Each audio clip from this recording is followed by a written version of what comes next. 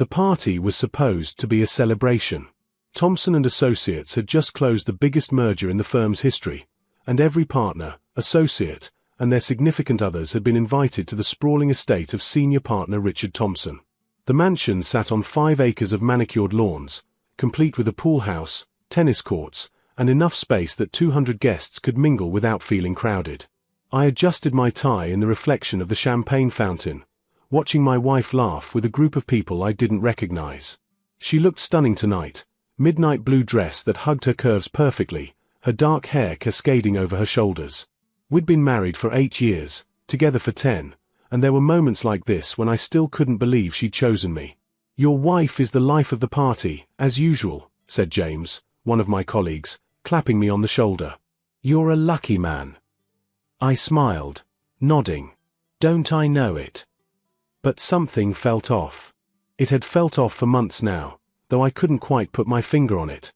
The late nights at the gym that stretched later and later. The phone she now kept face down on every surface. The way she'd become almost too attentive, too affectionate, as if overcompensating for something. I pushed the thoughts away. Not tonight. Tonight was about celebration, about success, about enjoying the fruits of all those 70-hour work weeks. "I'm going to grab another drink," I told James, making my way toward one of the many bars scattered throughout the property. The bartender, a young man in a crisp vest, mixed my whiskey sour with practiced efficiency. As I waited, I scanned the crowd for my wife again. She'd moved from the group near the fountain to the edge of the pool area, her champagne glass tilted at an angle that suggested it wasn't her first. Or her second. I frowned. She'd been drinking more lately too. Another thing on the list of changes I'd been cataloguing subconsciously, not wanting to confront the pattern they might form. "Here you go, sir," the bartender said, sliding my drink across the marble counter. I thanked him and began weaving through the crowd. The party had that comfortable hum of successful people enjoying themselves, laughter, the clink of glasses, the smooth jazz quartet playing near the terrace. I stopped to chat with a few people, accepted congratulations on the merger, made small talk about vacation plans and the unseasonably warm weather. When I looked for my wife again, she was gone. Not concerning yet. It was a big property, lots of rooms. She was probably in the bathroom or checking out the art collection Thompson was always bragging about. I continued my circuit of the party, stopping to discuss golf handicaps with one of the VPs, nodding sympathetically as someone's spouse complained about their contractor. 20 minutes passed. Then 30. I checked the main house, the powder rooms, the sitting areas, even the library where a few people had gathered for cigars and quieter conversation. No sign of her. Back outside, I walked the perimeter of the pool area, checked the tennis courts where a few drunk associates were attempting a game in the dark. Nothing. 45 minutes now. I texted her, "Where are you?" The message showed as delivered but not read. I tried calling. Straight to voicemail. A cold feeling began to settle in my stomach, that same instinct that had made me a successful attorney, the ability to sense when something wasn't right, when the facts didn't add up. I found James again. "Have you seen my wife?" He shook his head. "Not in a while." Checked the house. Everywhere I can think of. He must have caught something in my expression because his smile faded. "I'm sure she's fine. Probably just powder room gossip. You know how these things go." I nodded, but the cold feeling intensified. I'd been ignoring my instincts for months, explaining away every strange behavior, every inconsistency. But standing there, in the middle of a celebration that suddenly felt hollow, I realized I was done ignoring what my gut had been screaming at me. Something was very wrong, and I was going to find out exactly what. I stood on the terrace, my untouched whiskey sour sweating condensation onto my palm, and forced myself to think like the attorney I was. Evidence. Facts. Logic. Emotion clouded judgment, and right now I needed clarity more than anything else. An hour and 15 minutes. My wife had been gone for over an hour at a party where we knew dozens of people, where she should have been networking, laughing, celebrating. The kind of party you didn't just disappear from. Unless you wanted to. I pulled out my phone and opened our shared location app. We'd set it up years ago, back when it seemed like a cute couple thing, a way to coordinate pickups and know when the other was heading home. I'd honestly forgotten about it until now. The app loaded, and there she was, a little blue dot on the map, still on the property. I zoomed in, trying to make sense of the satellite view. The dot placed her somewhere beyond the main house and pool area, past the formal gardens, in the section of the estate I hadn't explored yet. Near the guest cottage. The one Thompson had mentioned during the tour earlier in the evening, the one he'd had renovated for visiting clients and family. My heart hammered against my ribs. There could be innocent explanations. She could be getting fresh air, taking a phone call away from the noise, escaping the crowd for a moment of peace.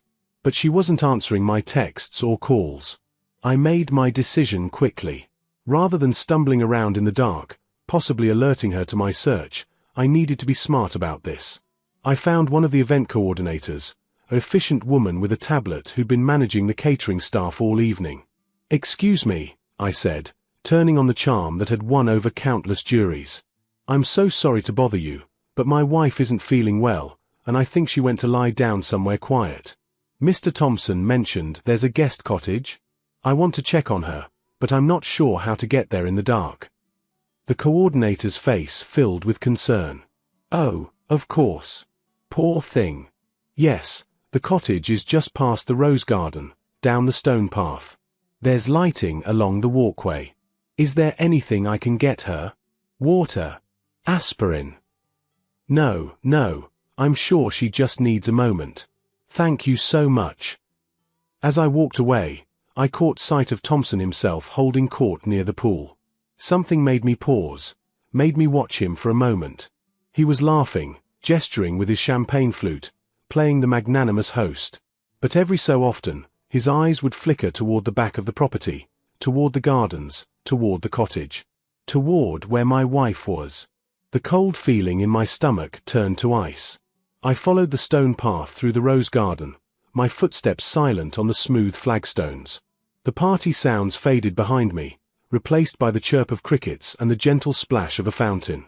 The cottage came into view, a charming structure of stone and timber, lights glowing warmly in the windows. I approached carefully, keeping to the shadows. Through the window, I could see into what appeared to be a sitting room. Tasteful furniture, a fireplace, artwork on the walls. And my wife, sitting on a leather sofa, her head tilted back in laughter. Her shoes were off, her legs tucked beneath her. The champagne glass in her hand was full again. Someone had refilled it for her. That someone sat beside her, close enough that their knees touched. I recognized him immediately. Derek Chen, Thompson's protégé, the golden boy of the firm who'd made junior partner in record time.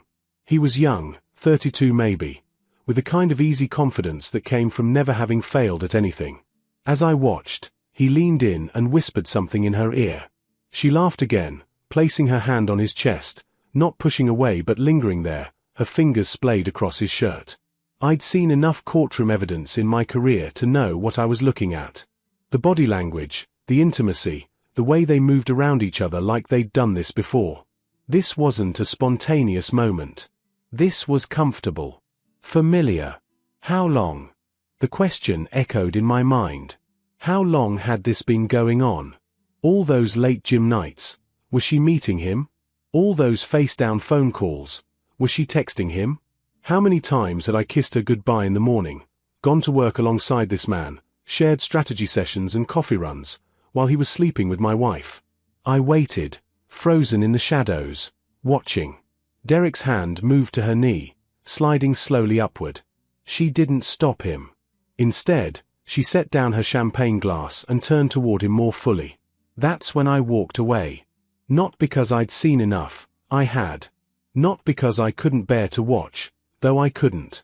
I walked away because I knew that confronting them now, in this moment, would be the worst possible move.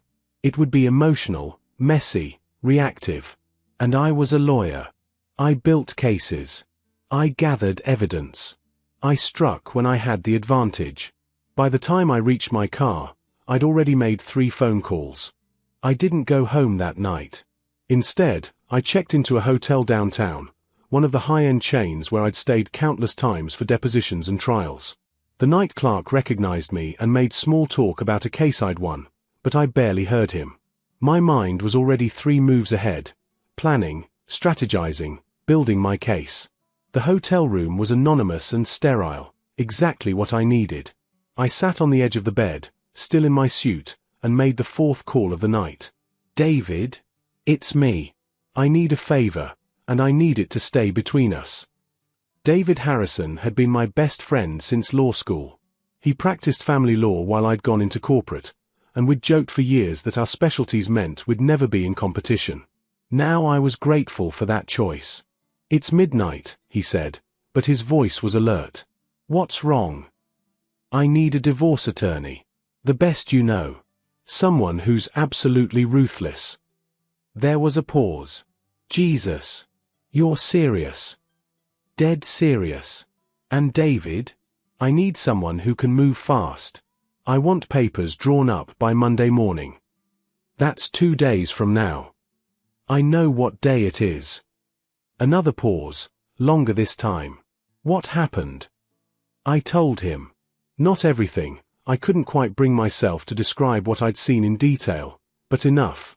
His anger on my behalf was palpable even through the phone. "I know someone," he finally said. "Kathleen Morrison. She handles high-net-worth divorces, specializes in cases with complications. She's expensive as hell but worth every penny. I'll call her first thing tomorrow, explain the situation. She'll want to meet with you immediately." "Good. And David? I need recommendations for a forensic accountant and a private investigator."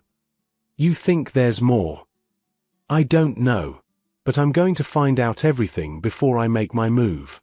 Every detail. I'm not leaving anything to chance. I'll send you names within an hour." After I hung up, I sat in the darkness of the hotel room and let myself feel it. The betrayal, the humiliation, the rage. I'd given this woman 8 years of my life. I'd worked brutal hours to give us a comfortable life, to save for the future we'd planned together. "Children," she'd said. "Maybe next year. Always next year." Had she ever meant it? Or had I been the safe choice, the stable provider, while she looked elsewhere for excitement? My phone buzzed. A text from her, finally. "Where are you? Party's winding down." I stared at the message for a long moment, then typed back, "Got a call from a client. Emergency situation. Had to leave. Don't wait up, I'll be at the office all night. Uber home." 3 little dots appeared, disappeared, appeared again. "Okay. Love you. Love you." I set the phone down without responding. The next 36 hours were a blur of calculated action. Saturday morning, I met with Kathleen Morrison in her office. She'd agreed to come in on a weekend after David explained the urgency. She was exactly what I needed: sharp, clinical, unsympathetic to cheating spouses. "I understand you want to move quickly," she said, her fingers steepled on her desk. "But I need to know why. Speed costs more and limits our options." "Because every day I pretend not to know is a day I have to lie next to someone who's been lying to me for God knows how long," I said flatly. "And because I don't want to give her time to hide assets or prepare her own case." Kathleen smiled, a predator's expression. "Fair enough. Tell me everything about your financial situation." I did. The shared accounts, the house we own jointly, my retirement accounts, her significantly smaller income from her part-time consulting work. The prenup we'd never bothered with because we'd been young and in love and sure we'd last forever. "Any children?" "No. That simplifies things." "Pets?" "No. Even better. Affairs typically don't impact asset division in this state unless marital funds were spent on the paramour, but it can influence alimony. We'll need evidence." "I'll have it." The private investigator, a former FBI agent named Russo, met me at a coffee shop that afternoon. He listened to my story with the detached interest of someone who'd heard it all before. "Social media first," he said, pulling out a tablet. "You'd be amazed what people think is private. What's your wife's full name?" I watched as he navigated through databases I didn't know existed. Public records, social media cross-references, professional networks. Within an hour, he'd found 3 photos of my wife and Derek together at various events over the past 6 months. Nothing obviously romantic, but there they were, again and again, in the background of other people's pictures. "I'll need a few days for the full workup," Russo said. "Phone records, credit card statements. If you can get me authorized access, that speeds things up considerably." I thought about the shared credit card, the one I was the primary holder on. "I can get you what you need." Sunday morning, I told my wife I had to go back to the office. More emergency client work. She barely looked up from her phone. "Sure, honey," she said absently. "I'm meeting Claire for brunch anyway." Claire. Her best friend. I wondered if Claire knew. I wondered how many people knew, how many times I'd been the fool walking into rooms where people stopped talking, where knowing glances were exchanged behind my back. Instead of the office, I went to a storage facility and rented a unit. Then I went home, to what would soon be her home alone, and methodically began packing my personal items. Important documents, sentimental photos of my family, my grandfather's watch, my law school diploma. Things that mattered to me, things I wanted to ensure stayed mine. I worked carefully, taking only what was unquestionably mine, leaving no obvious gaps that would alert her before I was ready. By Sunday evening, I had everything in place. Kathleen had the divorce papers ready for Monday morning. Russo had preliminary findings confirming what I'd witnessed. Numerous meetings, suspicious credit card charges at hotels in the city. The moving company I'd hired was scheduled for Monday at dawn. I went back to the hotel and slept better than I had in months. Monday morning arrived with the kind of crystalline clarity that made everything feel surreal and hyperreal at the same time. I woke at 5, showered, dressed in one of my best suits, armor for what was coming, and met the moving truck at a 24-hour diner 3 blocks from my house. Our house. Soon to be just her house, at least until the courts decided otherwise. The crew chief, a weathered man named Tommy who'd seen his share of domestic situations, went over the plan with me. "We've done this before," he assured me. "Quick and professional. We'll have you out in 90 minutes, tops." I'd given them a detailed list of what to take: my clothes, my home office furniture and equipment, my books, the few pieces of furniture I'd brought into the marriage. Nothing contentious, nothing that would be contested in court. I was being fair, scrupulously fair, because I wanted no ammunition for her to use against me later. At 6:15, we pulled up to the house. Her car was in the driveway. She'd be asleep for at least another hour on a Monday morning. She'd never been a morning person. I unlocked the door as quietly as possible, and the movers went to work with practiced efficiency. They'd wrapped everything in quilted blankets, their movements silent and swift. I stood in my home office, my former home office, and felt nothing. The numbness that had settled over me since Saturday night hadn't lifted. Maybe that was a mercy. While the movers worked, I placed the divorce papers on the kitchen counter, weighted down by her favorite coffee mug so she'd see them immediately when she came downstairs. The papers were thorough. Kathleen had outdone herself on such short notice. Petition for dissolution of marriage, citing irreconcilable differences. Fair division of assets as required by state law. No request for alimony from either party. Clean, clinical, final. Attached to the papers was a single photograph, printed in color on photo paper. I'd agonized over including it, wondering if it was petty, if it made me look bitter. But in the end, I decided she deserved to know that I knew, that I'd seen, that this wasn't me giving up on a marriage but me refusing to be complicit in my own humiliation any longer. The photograph was from the guest cottage, taken from outside through the window. Her and Derek on the sofa, his hand on her leg, her head thrown back in laughter. Their intimacy was unmistakable. Underneath, I'd written in my own hand, "I know." That was all. No accusations, no recriminations, no emotional outpouring. Just those 2 words. By 7:30, the truck was loaded. I walked through the house one final time, this place where I'd imagined growing old, where we'd hosted dinner parties and celebrated anniversaries, where I'd carried her across the threshold 8 years ago with such hope and joy. In the bedroom, I could hear her soft breathing, still deep in sleep. I stood in the doorway for a moment, looking at the shape of her under the covers. Part of me, the part that had loved her for 10 years, wanted to wake her up, to give her a chance to explain, to beg for forgiveness, to promise it would never happen again. But I knew better. I'd seen too many cases, heard too many stories. Cheating was rarely a one-time mistake. It was a pattern, a choice made over and over again. And even if she begged, even if she cried and swore she'd change, I knew I'd never be able to trust her again. Every late night, every unexplained absence, every face-down phone would resurrect this feeling, this hollow, gutted sensation of having been made a fool. I deserved better than a life sentence of suspicion and doubt.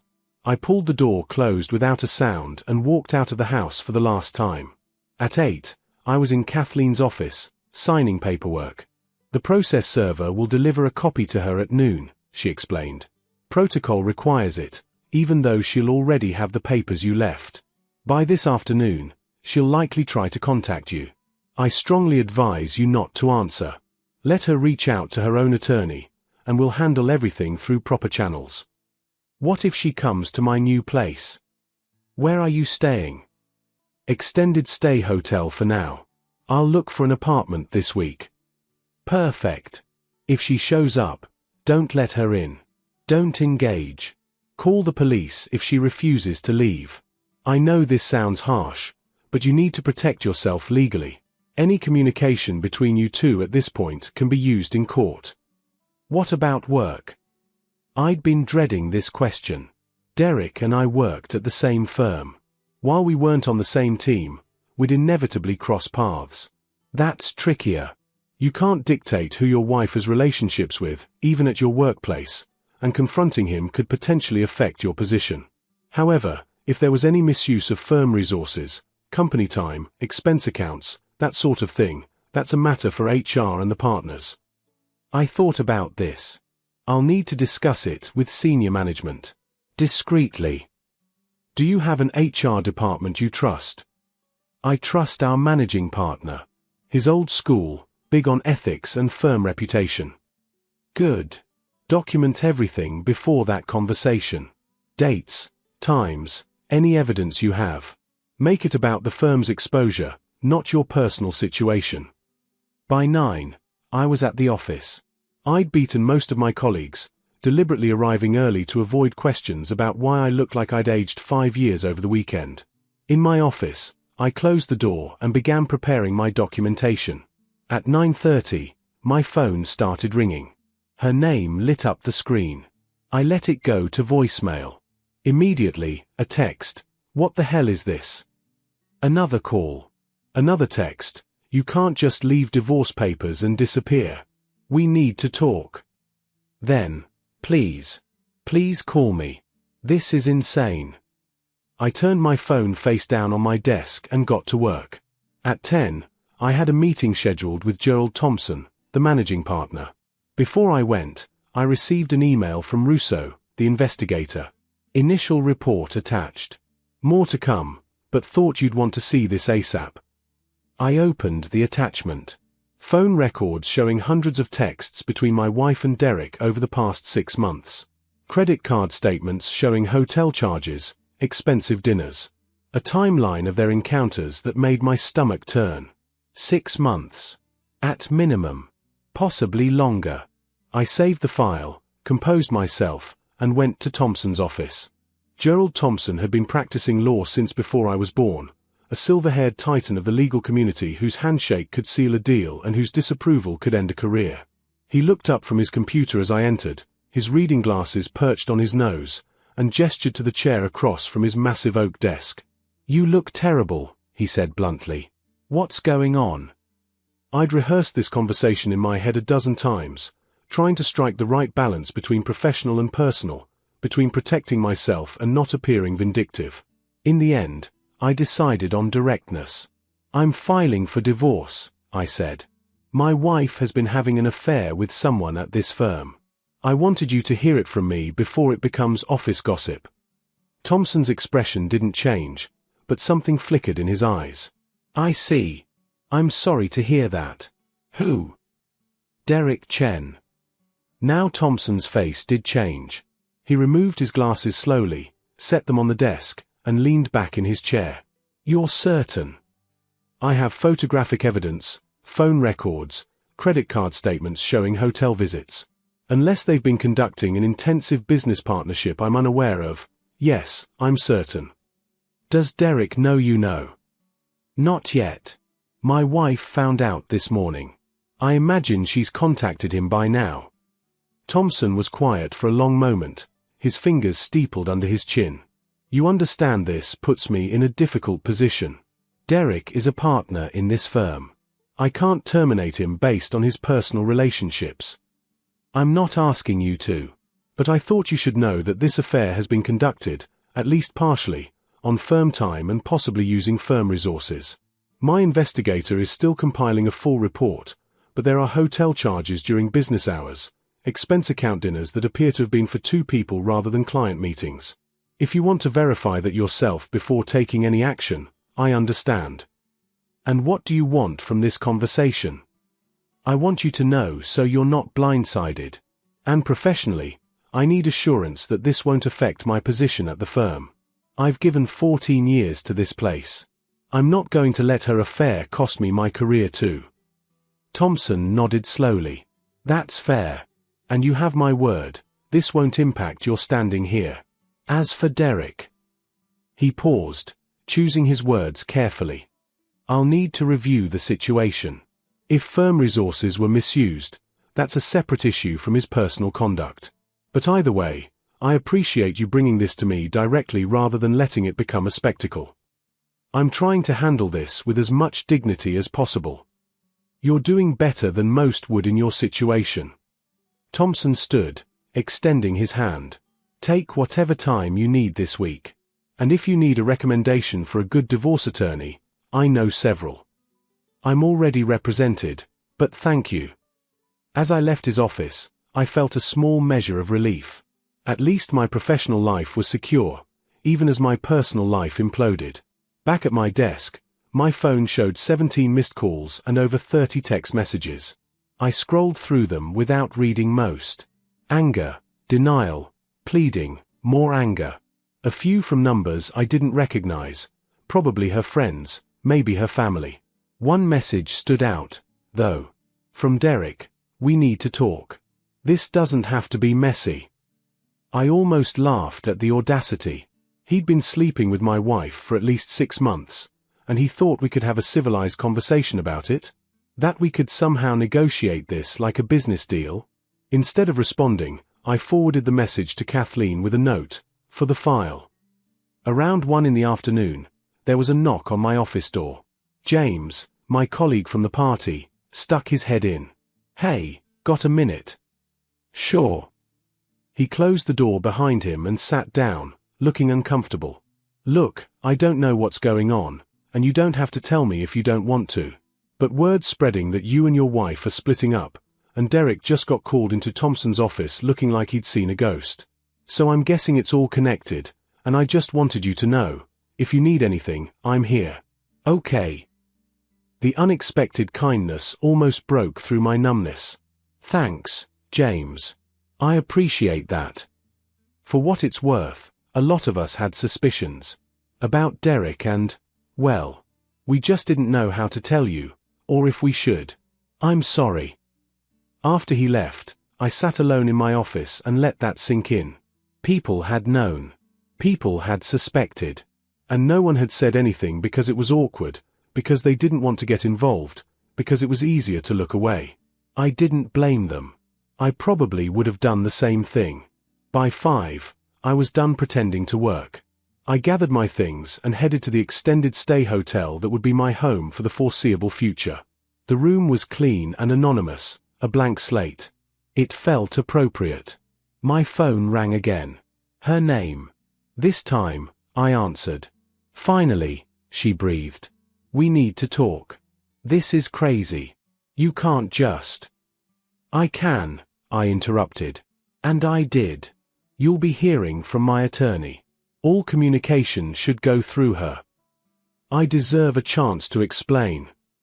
Explain what? That I didn't see what I saw? That the photograph is fake? That 6 months of hotel visits were all coincidences? Silence. Then, quietly, how long have you known? Long enough to do this right. Long enough to protect myself. Long enough to realize that the woman I married wouldn't have done this, which means I don't know who you are anymore. It didn't mean, she was crying now. It was a mistake. I was confused, and he was there, and you were always working, and I just felt so lonely. Stop. I don't want to hear the justifications. I don't want to hear how it's somehow partially my fault for working hard to give us a good life. I don't want to hear any of it. Please. Don't do this. We can go to counseling, we can fix this. No, we can't. It's done. Sign the papers, get your own attorney, and let's end this with whatever dignity we have left. I hung up before she could respond. Over the next few days, pieces fell into place. Derek was placed on administrative leave while the firm investigated his use of company resources. Apparently, he charged several hotel stays and expensive dinners to his corporate card, claiming they were client entertainment. When no corresponding client meetings could be verified, his employment was terminated. My wife hired an attorney who tried to argue for a larger share of assets, claiming she'd sacrificed her career for our marriage. Kathleen demolished that argument with evidence of her minimal contributions to our household income and the fact that she'd spent marital funds on her affair. The divorce moved through the system with surprising speed. No children, no complicated assets beyond the house and our retirement accounts. We settled out of court. She got the house but had to buy out my equity. I kept my retirement accounts intact. We split the other assets 50-50. 8 months after that night at the party, I stood in a courtroom and listened to a judge dissolve my marriage with a few strokes of her pen. My ex-wife wasn't there. She'd waived her right to appear, probably unable to face me after everything that had come out during discovery. As I walked out of the courthouse into the bright sunshine of an autumn afternoon, I felt something I hadn't expected: relief. Not happiness. Not yet. But relief that it was over, that I could finally start rebuilding without the weight of betrayal dragging me down. My phone buzzed. A text from David: "It's done." "It's done," I typed back. "Drinks tonight to celebrate." I smiled slightly. Yeah, I could use that. 6 months later, I moved into a new apartment with floor-to-ceiling windows and a view of the city skyline. It was smaller than the house I'd shared with my ex-wife, but it was entirely mine. Every piece of furniture, every picture on the wall, every choice reflected who I was, not who we'd been together. I'd heard through the grapevine that she and Derek had lasted about 2 months after my divorce was finalized before their relationship imploded in spectacular fashion. Apparently, cheating together wasn't enough foundation to build something real on. Who would have thought? I didn't take pleasure in their failure, but I didn't grieve it either. They were part of a chapter of my life that was closed now. One evening, sitting on my balcony with a glass of wine, watching the sun set over the city, I realized something. I was okay. Better than okay, actually. The numbness had faded, replaced by something steadier. Peace, maybe. Or just the quiet satisfaction of knowing I'd handled the worst moment of my life with integrity. I hadn't lashed out, hadn't sought revenge beyond what was legally mine, hadn't made a spectacle of myself. I'd built my case, executed my plan, and walked away with my dignity and self-respect intact. And in the end, that mattered more than anything else. My phone buzzed with a notification from a dating app I'd recently joined, mostly at James's insistence that I needed to get back out there. A message from someone whose profile had made me smile, whose interests aligned with mine, who seemed genuine and kind. I opened it, read her friendly greeting, and found myself typing back. The past was the past. It was time to start building something new.